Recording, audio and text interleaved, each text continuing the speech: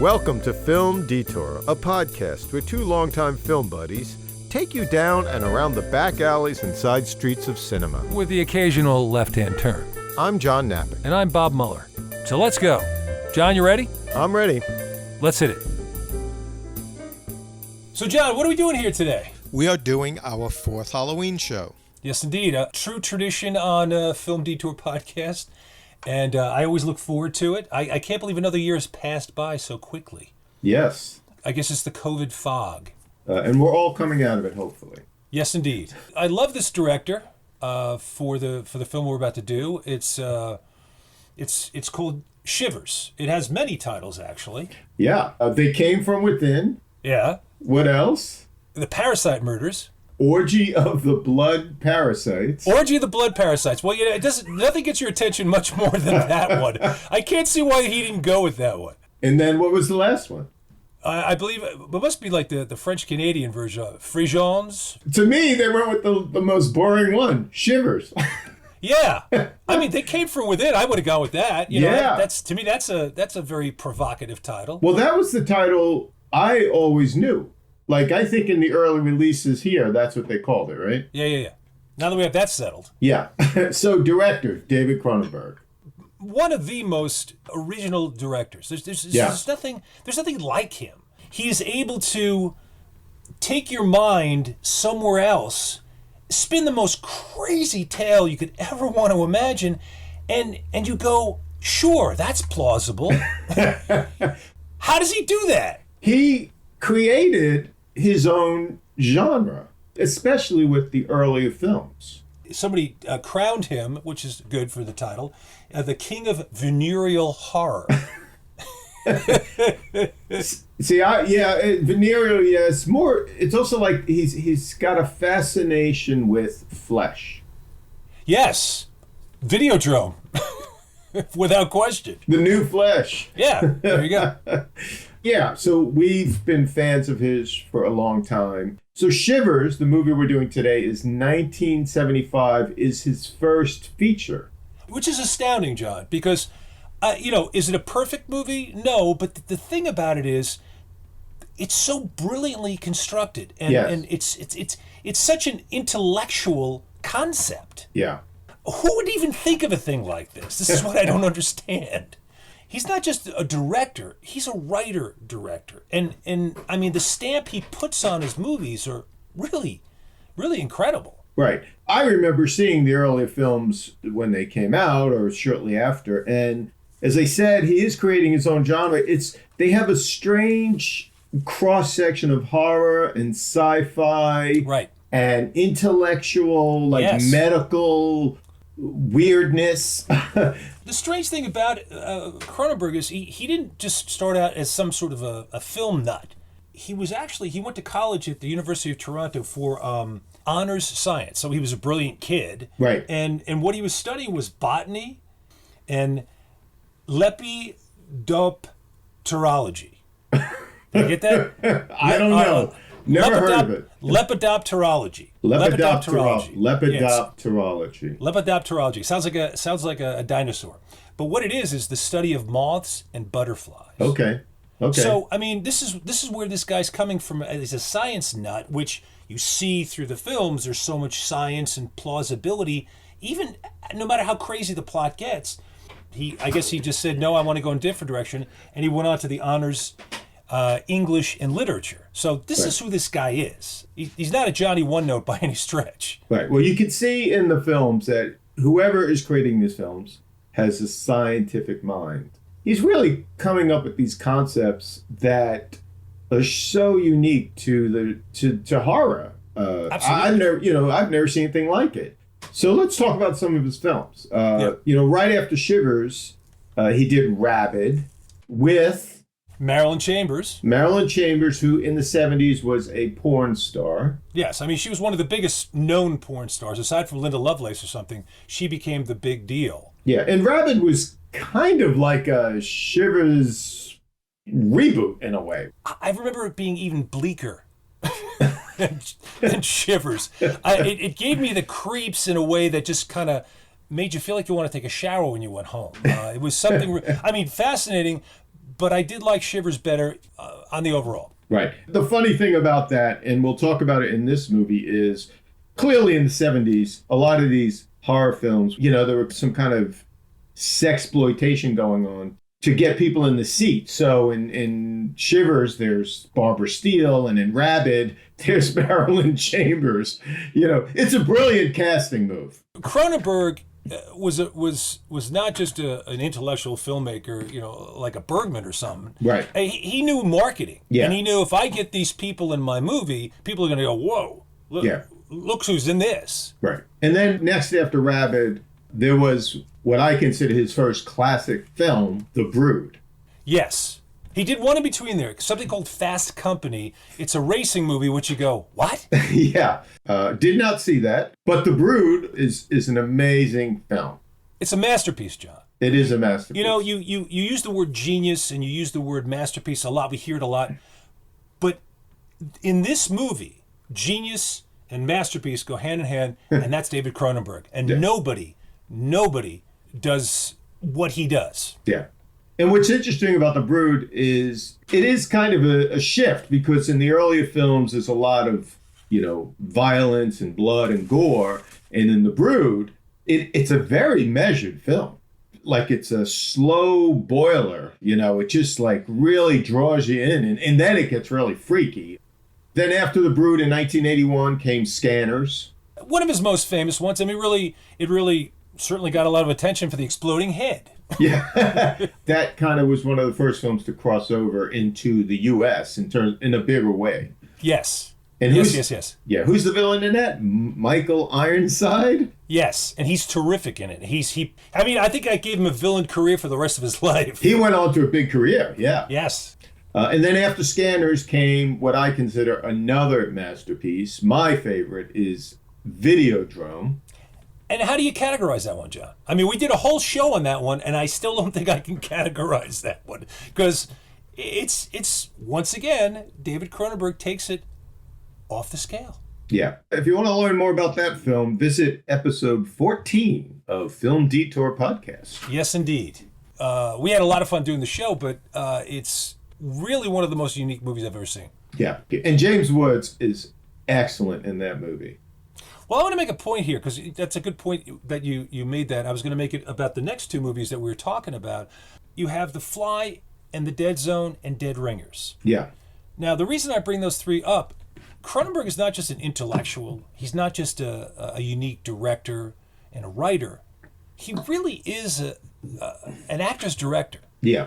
Because the performances that he is able to get from these actors, some of them, I have never seen them act so well in my life. First thing that comes to mind is The Dead Zone, because I think that's one of the finest performances from Christopher Walken that I've ever seen. And Walken he's a great actor. Yeah. And he's done many good things. But that particular movie, the emotional expanse, the emotional quality is just something else. Videodrome, James Woods, that was one of his first big roles, I think. I mean, he was known, and similarly with Christopher Walken, at least for me, as I remember it, The Dead Zone was kind of a big role for him. I mean, a starring role. One of his early starring roles. Yeah. And then the next film. The Fly. You take a movie that's a science fiction remake, sort of, kind of, and you have Jeff Goldblum, who I think is a wonderful actor. He's a fantastic actor. He's a very quirky actor. But he is so good in this, and I have to give credit, in part, to David Cronenberg as a director. Well, I was thinking about The Fly, because I did see that recently. Yeah. The quirkiness of Jeff Goldblum's acting lends to the character in that film. Absolutely. So he definitely brought a lot to the table. Absolutely. I mean, because, what's on the page is one thing, and what he has to do as a performer is quite a different thing. And he takes it and he runs with it. He puts all his Jeff Goldbluminess into that role. That's the original Jeff Goldbluminess. That's the original. That's like the boilerplate for the rest of his career. Well, that's a very good point. And then you got Dead Ringers. Yeah. And you look at Jeremy Irons, who plays his twin brother and has to walk, down hallways and stuff without his twin brother to the right of him, because he has to go back later and do his twin brother talking to him. Right. He's doing this simultaneous performance of two characters. Yes. And it's a tour de force. I will say this. That's one of the first movies that used motion control so that they could repeat camera moves. Like the camera's pulling down the hallway, they could repeat that move exactly. The fluidity of the shots, talking to himself, is really something to see. Yeah, excellent. And then he went into like a literary period, I'll say, like Naked Lunch from the Burroughs novel, right? M. Butterfly, which was a play, right? And Crash, which is a J.G. Ballard novel. Which is one of the strangest stories you could ever want to even conceive of. And I got to say, Ballard really came up with a doozy on that one. To bring eroticism into car crashes is, I mean, who else could direct a thing like that but David Cronenberg? And then a bunch of films in there, but A History of Violence and Eastern Promises, two great films. An actor's director, a director's director, a writer's writer. Old Dave has it all. All right, let's get on to Shivers. Interestingly enough, produced by Ivan Reitman. Of Stripes fame. Stripes, Meatballs, Ghostbusters. Ghostbusters, right. Went on to a huge Hollywood career as a director and a producer. One film in his whole canon there strikes me as interesting. Just by the title, I got to see it. Cannibal Girls. Well, that's interesting you brought that up, John, because I was doing a little research on the cinematographer. Robert Sod. I guess that's why Ivan Reitman pulled him in to be the cinematographer for Shivers. Right. But he did Cannibal Girls. Cannibal Girls. And it has a tagline on the poster of the advertisement. It says, "The picture with the warning bell. When it rings, close your eyes if you're squeamish." Okay, I want that poster. I don't know about the film. I do want that poster.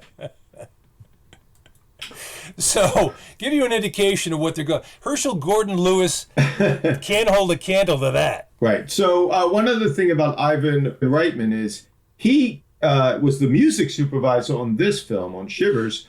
So, they couldn't afford a composer, so they got what I imagine is library music. Exactly right. And that, which is exactly what George Romero did for Night of the Living Dead. There you go. That was all, public domain stuff. But what's interesting is for both of the films, the weird corporate feel of the music adds to the movie. Yes, very good point. Absolutely. And it's interesting because old Ivan, he did a hell of a job picking and plucking the right pieces of music to lay into this, because you would think someone composed it. Yeah. And when I was watching it recently, I'm going, okay, wait a minute, Ivan Reitman, supervisor, where's the composer? What's going on here? And then I go, well, wait a minute, he plucked all that stuff out, and it's as if he scored the film that way, which is, hats off to Ivan. What's also interesting is there are shades of Howard Shore, the composer that he went on to use in this film. Very good point. And I was thinking, Howard Shore must have done this one. I go, wait a minute, no. So Howard Shore is the perfect composer for Cronenberg, without question. It's almost like a classical score, but not, because it's library music, so it's got that kind of corporate feel to it. Interesting. Yes.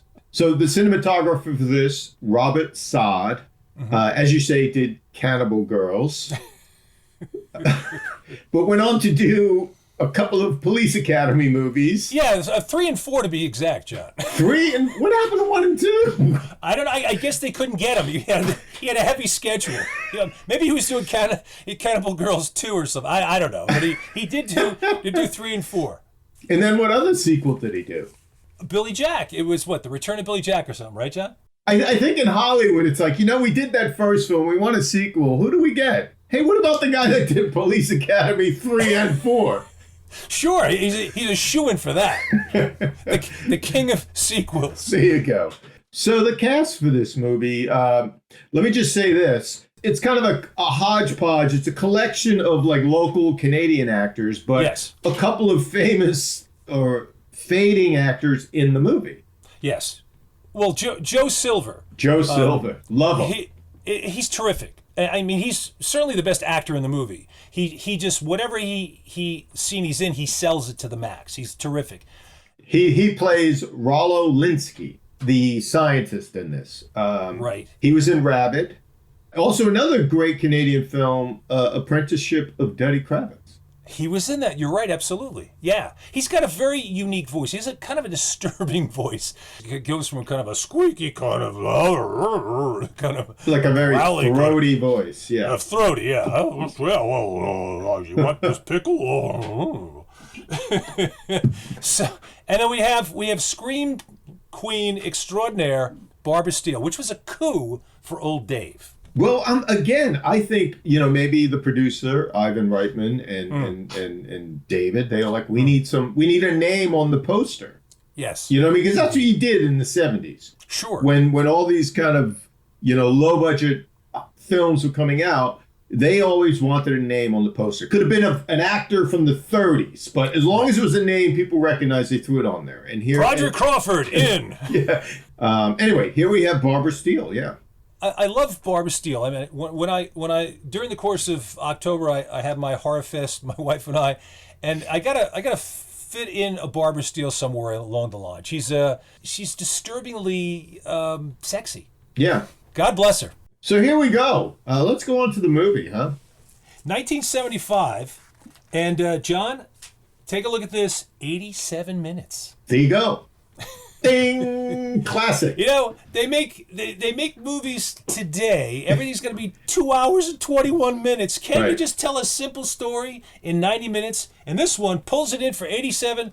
One of our favorite numbers for time frames for a movie. Over the years, Bob and I going to lots of movies in retro houses, we always had a rule: if it was under 90 minutes, that like just gave it an extra cachet.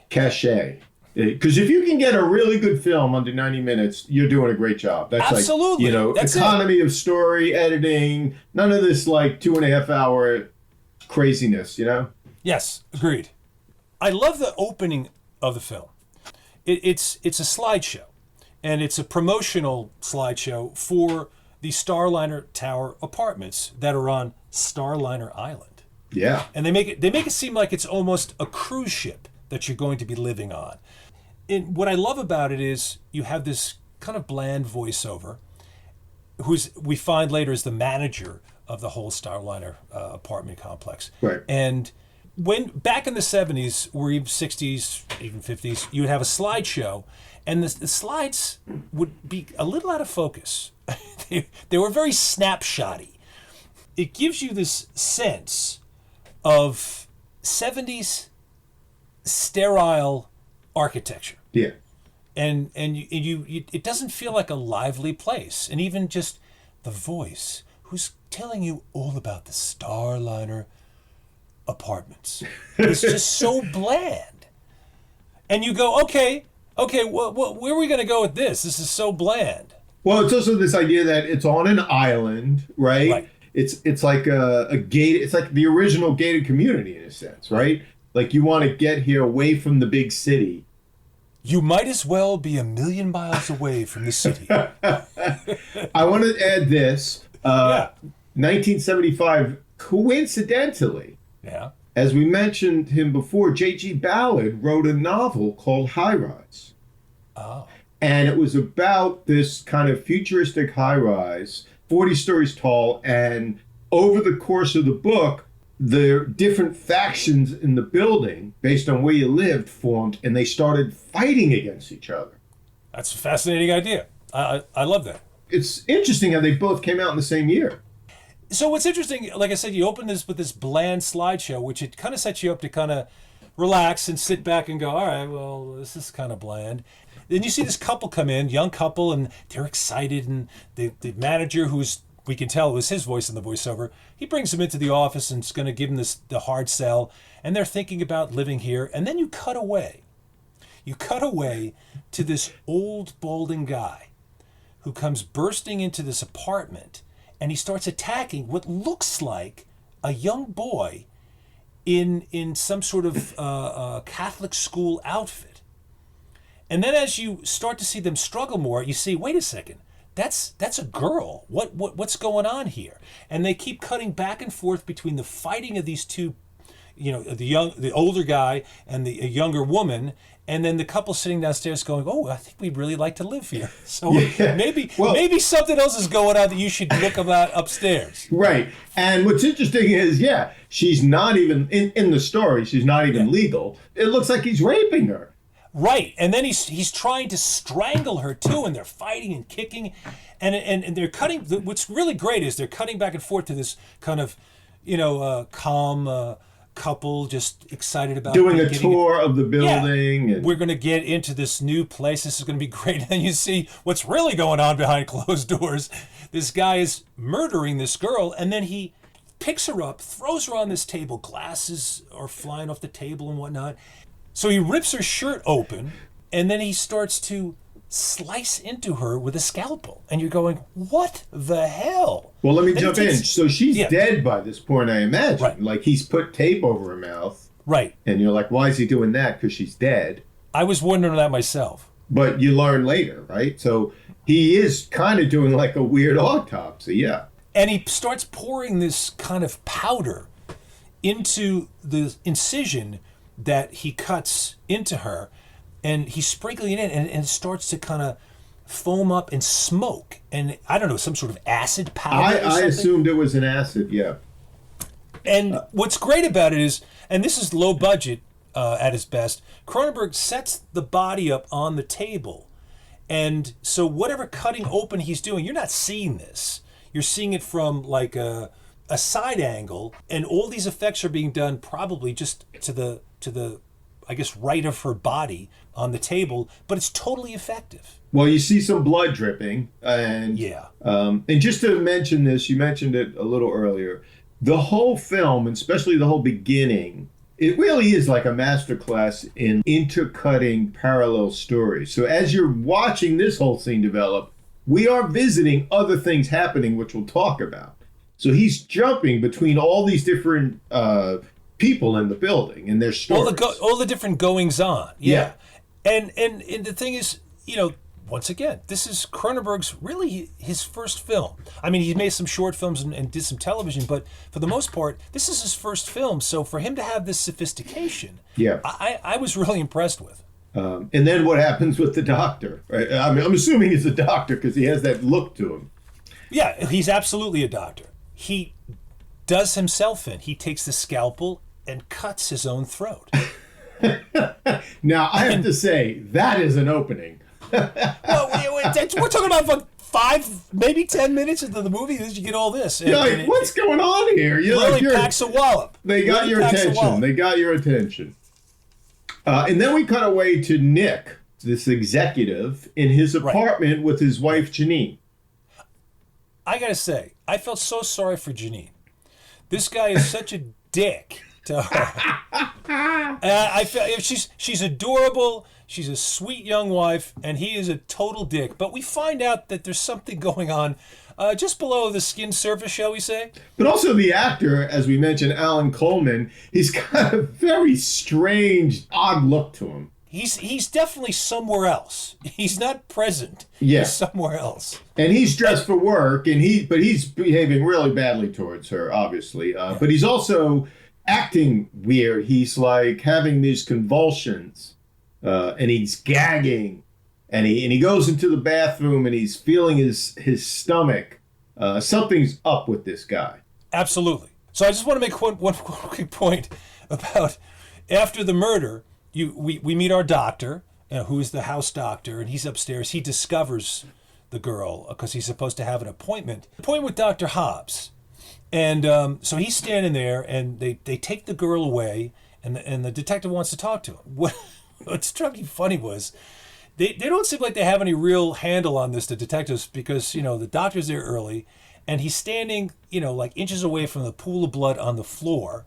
And then he just kind of walks through it and then talks to the detective. And then you got another cop in there. He's packing up the medical bag from this guy, Hobbs, this Dr. Hobbs, and he's packing it up on the table where there's all this blood. It's running all over the place. And it's just like, all right, lunch count is a little dirty, but we'll pack up the bags and we'll get going here, you know? Well, Bob, I have to say, this is before CSI, so these guys didn't watch their shows and know you can't step in the blood or the crime scene. I was wondering what the problem was here. Now you solved it for me, John. I got it.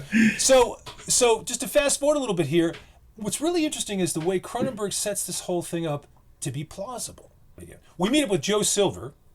He is going to explain to Dr. St. Luke what Hobbs had in mind in doing this crazy experiment. And what it is he had a concept that you could take these sort of parasites that he was creating, and you could put the parasite in, say, to a bad kidney. Right. It eventually dissolves the kidney and filters all the blood and whatnot for the kidney would, and the parasite becomes the actual organ that you're missing. Right. So it's, as far as Dr. Hobbs is concerned, hey, it's a win-win situation. They take a little blood, you got plenty of it, so what's the big difference? So this is a typical Cronenberg kind of device, right? So Rollo Linsky and Dr. Hobbs were getting money from this corporate entity to develop this. So they're using these parasites, as he says, to replace human organs eventually. But that's Cronenberg. Like, there's a lot of that, like, corporate interference in it, and of course it creates a monster. But what's great about it is Cronenberg, in essence, makes this story up as Joe Silver is explaining this thing while he's munching on a pickle, incidentally.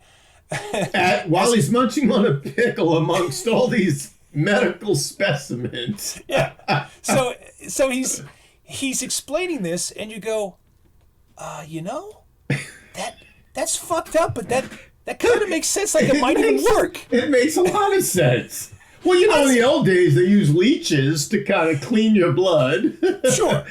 And then now we have little robots that can go into your bloodstream. Like Cronenberg was way ahead of the curve. Well, of his time. I'm glad that the parasite thing didn't come to pass, though. I think we could do without that portion of it. So what also is interesting that we find out, Dr. Hobbs, was using this young girl who we see him kill as kind of his guinea pig. And we also have seen Nick, the executive who is not nice to his wife, when he leaves for work, he goes up to her apartment. Yeah. And apparently this young girl has been a way for him to spread this parasite.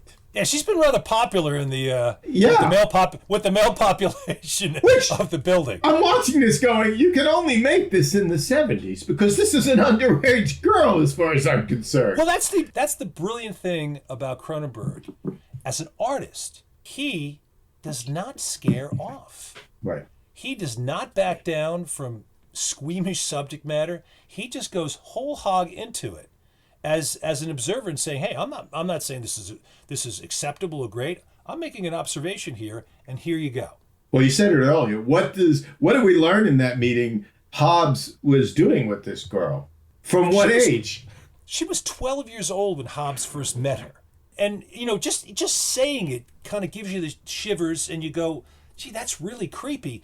But Cronenberg doesn't shy away from it. He just goes at it, and he just says it for what it is, and he continues on with his story.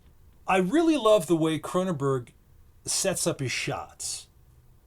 He gives you this indication of something, maybe out of focus in the foreground or maybe out of focus in the background, that you look at because it's out of focus and you go, well, what exactly is going on there? And just before he'll end the scene, he'll just rack focus and you see what it is. For instance, one of these parasites has made its way through one of the air ducts or something, through a vent, and has crawled down with this bloody trail to the basement. So he's setting this up, in kind of a way, like Hitchcock's baseball theory, where you have a bomb under the table, and you're discussing baseball, but the bomb's under the table. Now with Cronenberg, you see this bloody trail of something, and there's a woman doing wash in the basement, and you go, what's going to happen here? This kind of matronly older woman, she's absent-mindedly going about doing the wash. Yeah, but she makes a mistake by opening up one of the washing machines, and this thing comes flying at her. It hits her in the face, and you go, "Oh my God!" Well, that's the funny thing about that scene is, how did it get into the washing machine? It's like don't bother us with facts here, John. Don't bother us with details.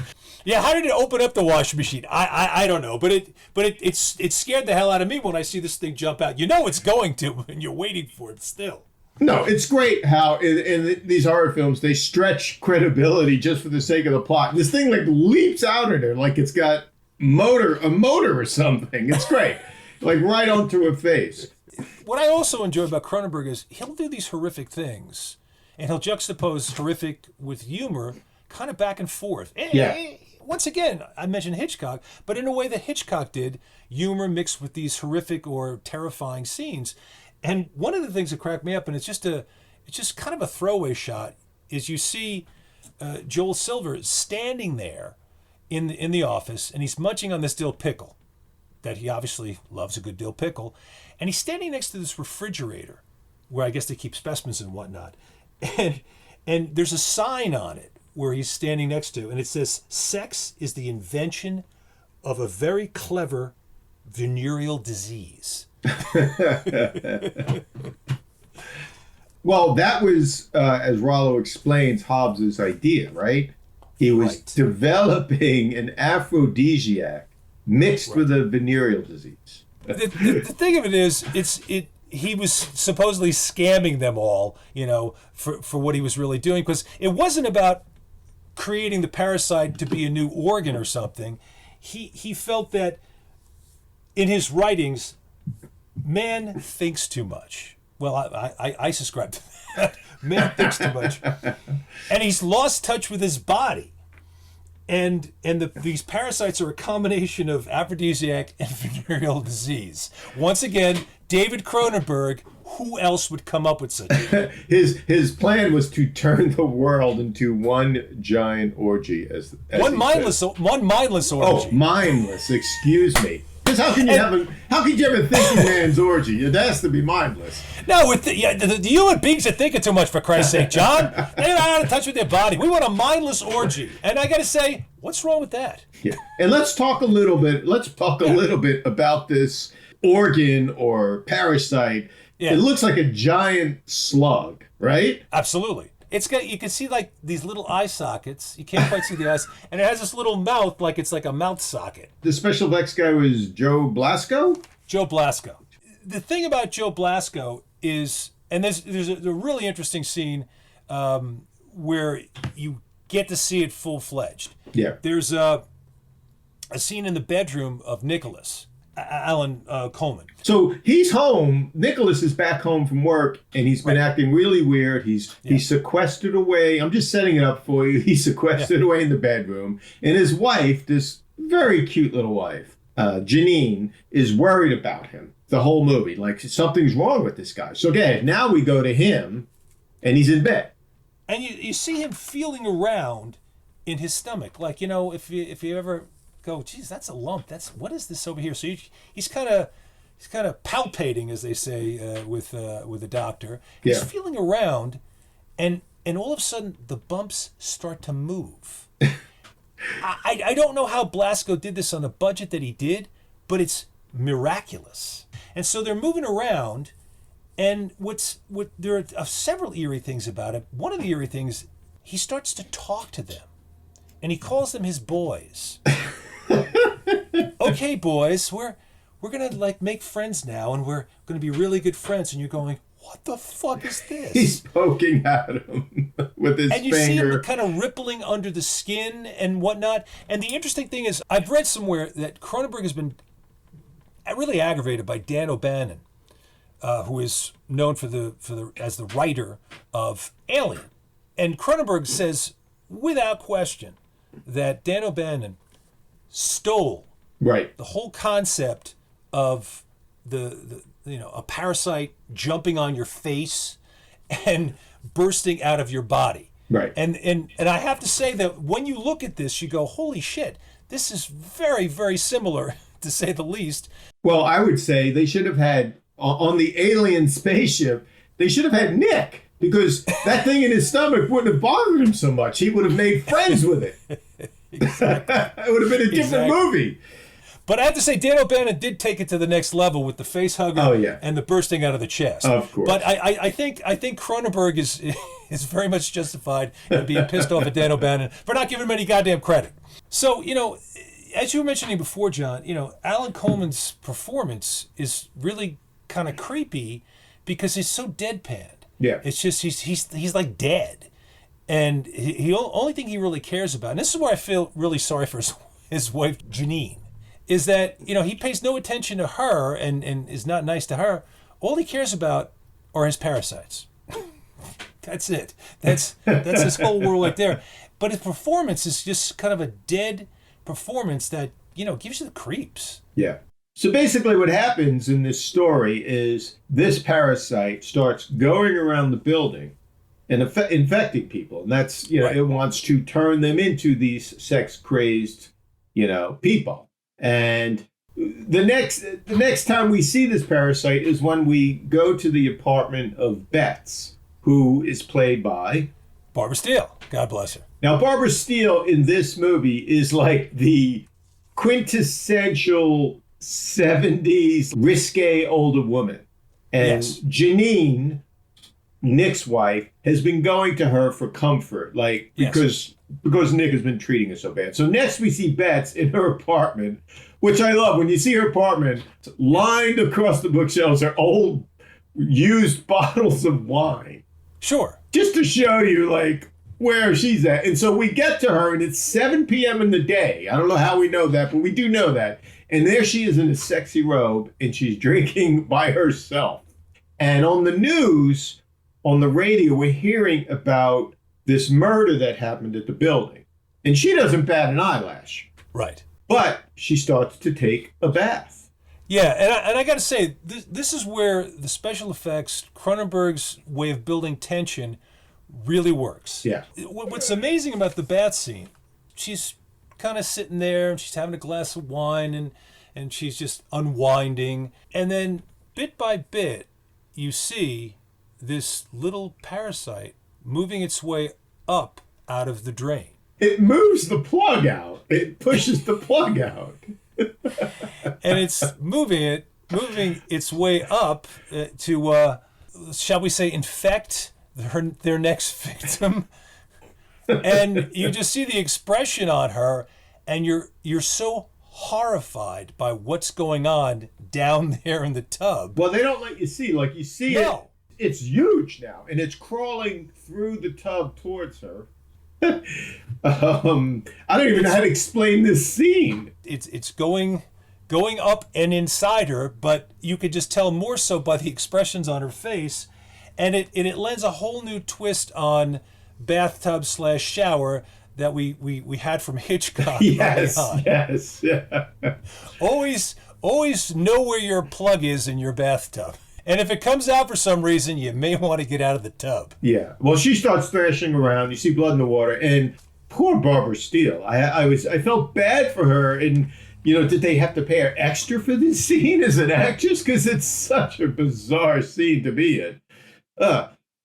There's a scene where Joe Silver is explaining how off the rails Hobbes got, and his whole philosophy, and how dangerous this parasite is once it runs amok, runs loose. So he's going to come over and meet him, Dr. St. Luke, at the apartment complex because he wants to see what these guys, quote unquote, look like, meaning the parasites. And he says, you better be careful because these things can really, run amok and really fast. And as he's having this creepy conversation about the creepy parasites, there's a fish tank just to the right of Joe Silver's head.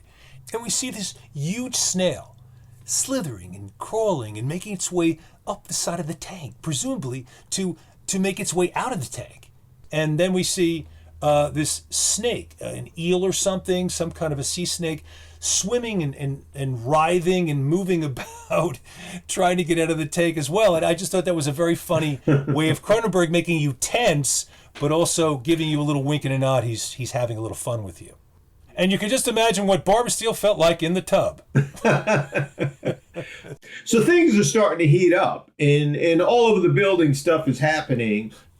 People are slowly being infected in different ways. And another creepy scene, I don't know what it is with underage girls in this movie. Like, this waiter is delivering this fancy dinner on a cart. Yes.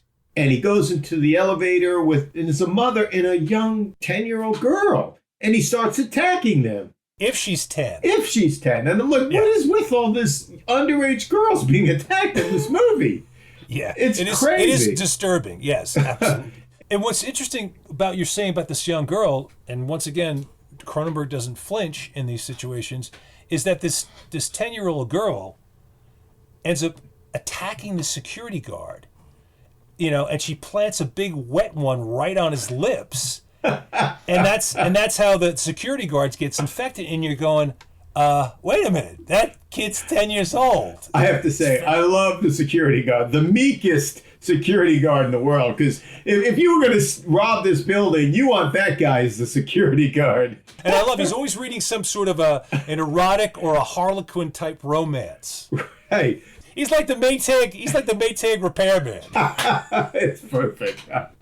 So eventually Rollo, he's coming to the building. He wants to see St. Luke, the doctor. And he wants to see these guys, these parasites. And he's looking for Roger throughout the building. And boy, he does not know what he's walking into, right? No. Maybe theoretically, but he does not know what he's walking into. So he makes his way upstairs, and he ends up in Nick's apartment. And he finds Nick in bed. Why? I don't know, but he goes and he pulls off the comforter that's covering Nick. Why would you do that? So obviously what happens? Well, out comes the parasite. But there's many of them now. They've come out of Nick's stomach. Speaking of aliens, suddenly on his stomach are multiple parasites. Yeah, they're just kind of hanging out on the surface. Did they go back in and the skin heals itself? It's nauseating. It's horrific. And once again, it's Cronenberg. And they leap onto Rollo's face. You don't get to see someone every day in a movie pulling a parasite off his face with a pair of pliers. Oh, it's a horrible scene because he's moaning. He's moaning. These things are the pain must be unbearable. And he makes his way into the kitchen to find something, and he finds these pliers, as you say. Yeah, it's an image that will not fade from your mind. And by the time you cut back to him, his face looks like hamburger meat. Yeah, it's horrible. I think he wrote that scene just so he could have a poster image, because that's one of the images you see of this film. It's Nick covered in blood. We're talking about the sordidness and the weirdness and the sexuality between, these older guys and these younger women. There's a lot of that going on. Based on what I've seen of Cronenberg's work, he's not some sort of, mindless, deranged person trying to put the most sordid things up on the screen.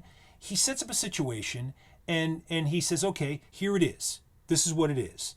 And there's no morality involved. He's I think he's saying that the parasites have no morality. They're going to infect anything that they can infect. So, anybody's fair game. And the sexuality that goes on between, younger and older has nothing to do with morality. It has everything to do with the fact that they're infected and they're going to behave accordingly. So eventually, this becomes like a survival movie. And, everyone's becoming infected. And it comes down to Roger, the doctor, and the nurse. And they're kind of hiding in the basement. Well, just two quick things. And this is what's interesting to me about Cronenberg. He also understood, this kind of Roger Corman formula for movie making and what audiences are going to want to see. And at one point, Nurse Forsyth, who we gather is the girlfriend of the doctor, he's on the phone talking about this Dr. Hobbs to Joe Silver, and during the course of time, she just casually disrobes. Yes. She just takes her clothes off and does this sort of striptease right in front of you. Well, she's And changing out of her nurse's uniform to her street clothes. Right in front of her, right on camera for the audience to see. And you go, that's a real Roger Corman thing right there. Yeah, they could use a locker room in that doctor's office. Yeah, exactly. She just takes her clothes off right then. You suddenly you feel like you're in a 70s porno movie. She looks like a porno actress. Well, you mentioned Corman, but that was kind of a formula of these 70s exploitation films, is you had to have some flesh. Absolutely. Blood and guts. Yep. And then you had to have, like, the gratuitous nude scene. So, but one of the other really weird sex scenes that takes place is between Barbara Steele and Nicholas's wife, Janine. And even before the parasite infection of Barbara Steele, you get the sense that she's kind of got a thing for this young girl. Barbara Steele, in her own strange, sexy way, starts to come on to this woman and says, make love to me. And you're going, well, wait a second. This girl's looking at her going, what do you mean? I thought you're my buddy. And bit by bit, she kind of, seduces her and they start making out. And you see the infection. Right.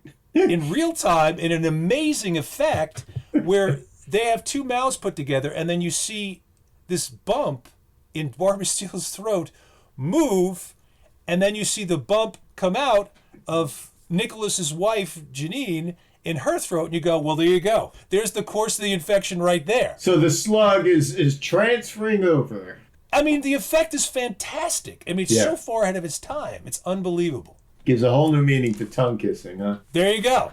Right. So this movie's kind of like an Agatha Christie. Like, everyone's getting knocked off, and it's a survival story. It comes down to Roger the doctor and his nurse, who have made it to the basement to hide from the rest of the building. And his theory is we'll wait it out, and by dawn this will all be over. Like Night of the Living Dead. So they try and escape, and they get in the car, and they can't get out the building. Some guy crashes into them. But that's a great scene, though. There, that is a really good action scene. Yeah. Once again, they're down in the garage. They're going to try and get out of there somehow, and there's this car crash. And I have to say, for a low budget movie, holy shit! Yeah, that's one hell of a car crash. Well, yeah, that car was definitely ruined and it's great when you cut back to them. Nice editing. They're in the car, and that roof is like accordioned. Absolutely. And he pulls her out of the car, and they go crawling through the basement. And this is a great scene where they're making their way through the storage bins. Yeah. And if you've ever lived in a building, an apartment building, in the basement, there's usually like wood slatted storage bins for the tenants. Sure, yeah. And they're kind of going down this chute, almost like a hallway through the closets. Right. And speaking of Romero, suddenly from out of nowhere, I don't know why they're in there. It doesn't matter at this point. All the tenants come bursting through these wooden walls trying to get to them. And one of them is David Cronenberg. Is it? I didn't notice. He's in there. He pulls a Hitchcock right there. Yeah, you just see him quickly. He just runs out. You can just, if you look close, you can see his glasses and his hair. But it's definitely him. Watch for it, folks. You'll enjoy it. Probably with that budget, they needed another body. Yeah, they needed all the people they can get. Some of them are nude, of course. Of course, none of the men. The women are all topless, it seems. The young women. Well, what's great about this, is Cronenberg. He throws the whole kitchen sink in this, and you got all the exploitation you could possibly want. I love how you have the parasite coming out of a guy's body, coming out of a guy's mouth, dropping from the sky onto this poor old lady with an umbrella. It bounces off her umbrella. And you go to the pool, which is basically a wet t-shirt contest. There you go. For the entire building. And they're having this Roman orgy in the pool, and all the girls are all clingy shirts and whatnot. They talk about ahead of his time. He beats Alien, and then with the pool scene, he beats Caligula. So they all attack. These people come out attacking the doctor. He makes his way to the pool, and they're all there, and they all, of course, push him into the pool. Right? Yeah. Poor guy. He's like, do I want to take part in this orgy, or is this like life or death? It's crazy. They're all on him, and he finally succumbs. Well, how could you not? I mean, you got all those women in that pool, John. What are you going to say? If I'm going to go out, I might as well go out smiling. So there's a great little end scene, right? We think it's all over and it's kind of dawn. Yeah. And next you see Roger and his nurse, Nurse Forsyth, in a car driving out of the garage and like, what the hell's going on? Everything seems normal at this point. Yeah, they pull out and right behind them, what is it? So the building tenants are all in their little cars and they're going to spread throughout the city. That's right. They're going to spread the wealth. And as we're driving, we hear on the radio this report. Right. And again, this is a very Romero thing. Like, remember the radio and the TV in Night of the Living Dead? Sure, absolutely. It was going on constantly. It was great. They're dead. They're all messed up. And it's just providing commentary. And we hear, of course, throughout the city, citywide sexual assaults are happening. To me, it's very much like, Kevin McCarthy in Invasions of the Body Snatchers. Right. At the end, right? Yeah, perfect. With his eyeballs bulging out of his head saying they're coming. But brilliant how Cronenberg pulls all these little elements from different horror films. You said Psycho and Body Snatchers. But what's interesting about this film, what I love about it, is it's an independent film, clearly on a budget. The lighting is really neat. I mean, I didn't see this kind of lighting in Police Academy 3 and 4. No? But, because he had more money for those, I'm sure. Yeah, it's a much bigger budget. But the thing is, it was really neatly lit. There's a scene where Janine comes in and she sees the refrigerator door open.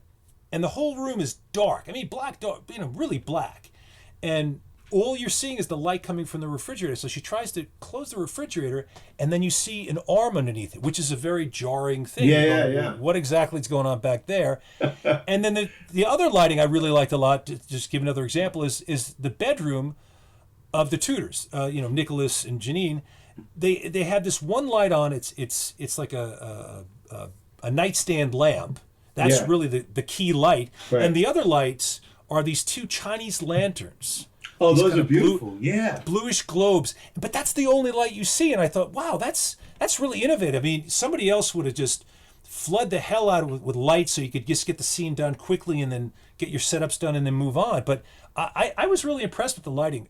What I loved about the movie is the smart use of budget, the very smart use of a location. Think about it. It's one location. One location. You bet. Big-ass location. I love it. And Great. It seems like they had the building to themselves. So you can pretty much go in any corridor or floor, and it could be anywhere in the building.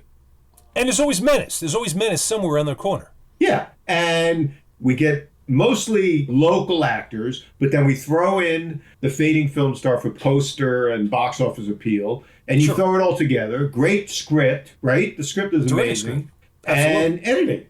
The way you edit the film. The way it's intercut all these stories. It never stops. For me, what's just so Cronenbergian is it's unsettlingly erotic with these horrifying and at times really disgusting, repulsive images. But he writes a script that is plausible. And you can see these characters and you can see where their lives are going and how things are affecting them because of this infection of these parasites. And there's so much intelligence to the script that it's great to see a brilliant filmmaker starting out. And you get a sense of shades of things to come. And this is a great example of watching a filmmaker come of age. That's how you do a limited budget horror film, because it's all script, it's all story. And that's what's going to propel it. And nobody can write a better script than old David.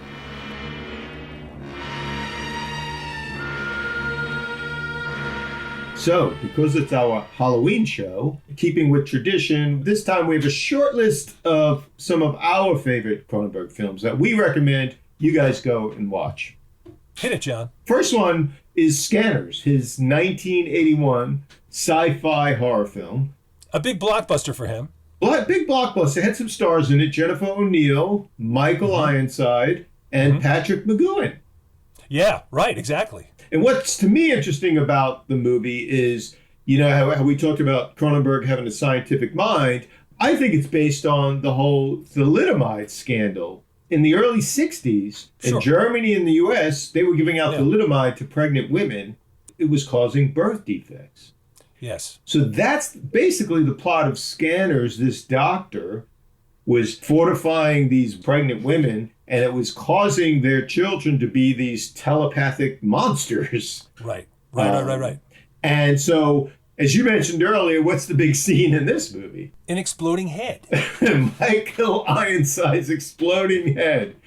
Yes, indeed. Which is one of the greatest horror scenes of all. I really like the film a lot. One of the drawbacks is the lead guy, Stephen Lack, is not the best actor. Well, he's funny enough. He's like the guy in this film, Nick. What's his name?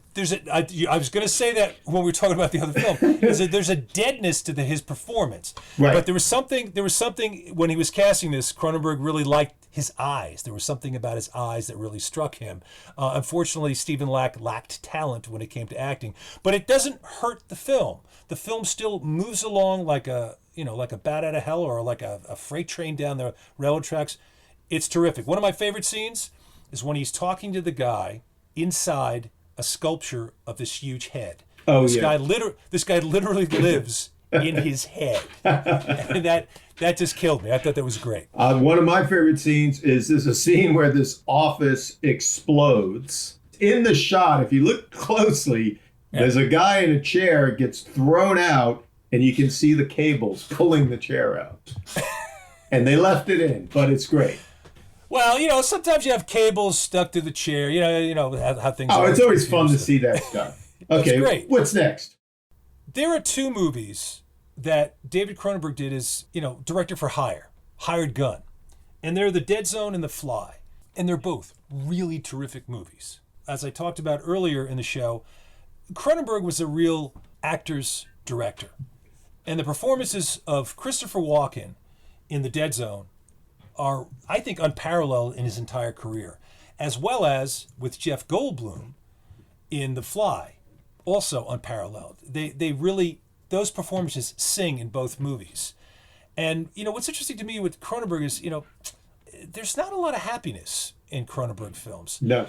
Those two films, The Fly and The Dead Zone, they're horror films because of their horrific situations that take place in them, but also they're more like tragedies. And Cronenberg does tragedy really, really well.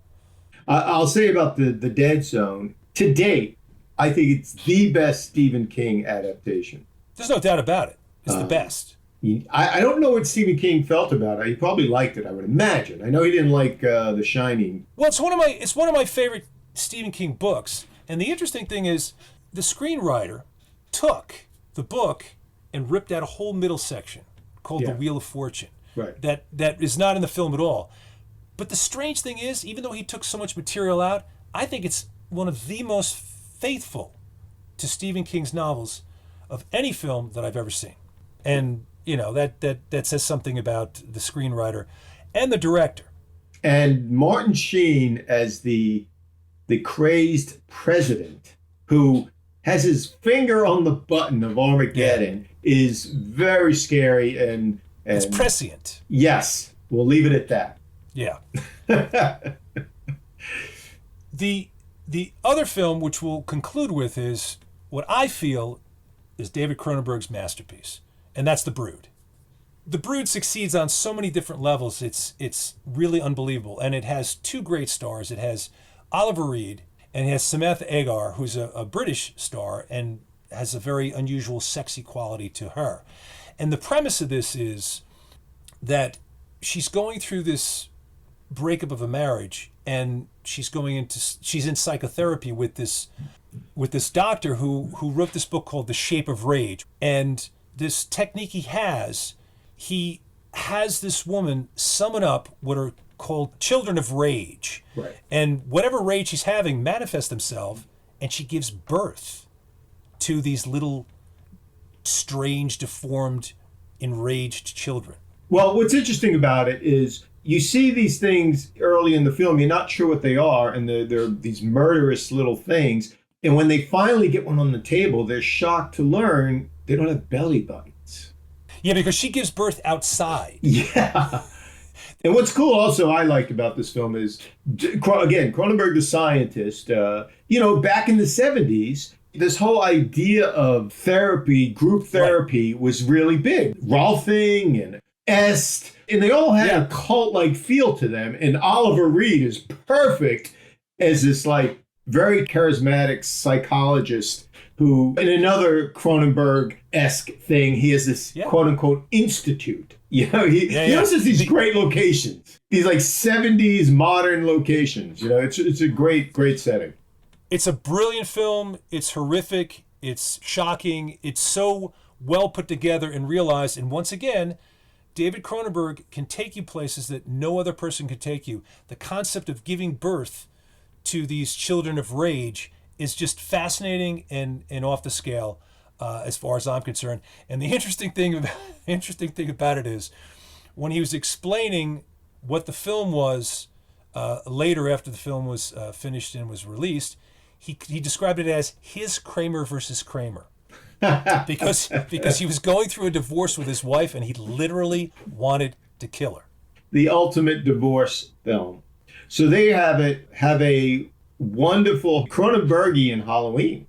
And to quote Count Floyd, oh, very scary stuff. Very good, Bob. Count Floyd, another Canadian horror meister. I tie it all in, John. I tie it all in. Happy Halloween, everybody. Happy Halloween.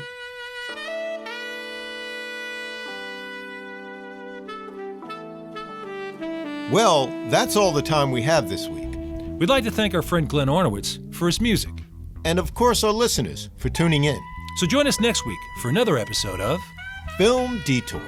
If you like our show, please recommend us to your friends. Subscribe to us on iTunes, Stitcher, or Google Play, and leave a review. Go to our website at filmdetour.libsyn.com to leave comments or email us with questions. That's filmdetour.libsyn.com. You can also visit us on Facebook, Twitter, and Instagram. And you can also find us on YouTube.